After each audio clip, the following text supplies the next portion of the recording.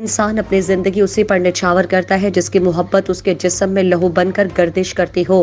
ویسے تو یہ جذبہ ہمارے وطن عزیز کے لوگوں میں بے انتہا ہے، لیکن اس ملک کی فوج کے ہر ایک سپاہی اور آفیسر کے لیے اس ملک کی خاطر جان دینا ایک مقدس فریضے کی حیثیت رکھتا ہے۔ یہ لوگ اپنے وطن کی خاطر جان کی قربانی دینے سے بھی کبھی دریغ نہیں کرتے۔ اس کی مثال دینے پر آئیں تو صفحات کے صفحات بھر جائیں۔ اسی سلسلے میں گجرات کے شہریوں کی طرف سے پاک فوج سے اظہار یکجہتی کے لیے ایک ریلی نکالی گئی۔ ہمارے ڈسٹرکٹ رپورٹر ادریس احمد کی رپورٹ کے مطابق ریلی کچہری چوک سے شروع ہو کر پریس کلب گجرات پر اختتام پذیر ہوئی۔ ریلی کے شرکاء نے ہاتھوں میں بینرز اٹھا رکھے تھے جن پر پاک فوج سے محبت اور عقیدت کے نعرے درج تھے۔ پاکستان زندہ باد، پاک فوج زندہ باد کے نعروں سے فضا گونج اٹھی۔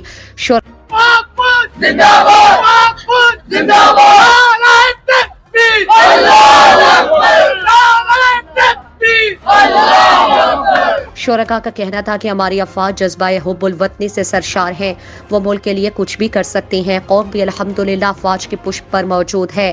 بعض عناصر اگر افواج کو ہدف تنقید بناتے ہیں تو ان کا ایک خاص ایجنڈا ہے جس سے قوم بخوبی واقف ہے۔ مضبوط استحکام پاکستان فوج کے ساتھ اظہار یکجہتی کے لیے ریلی نکالی ہے گجرات سے، تو ہم پاک فوج کے ساتھ ہیں۔ پاک فوج زندہ باد۔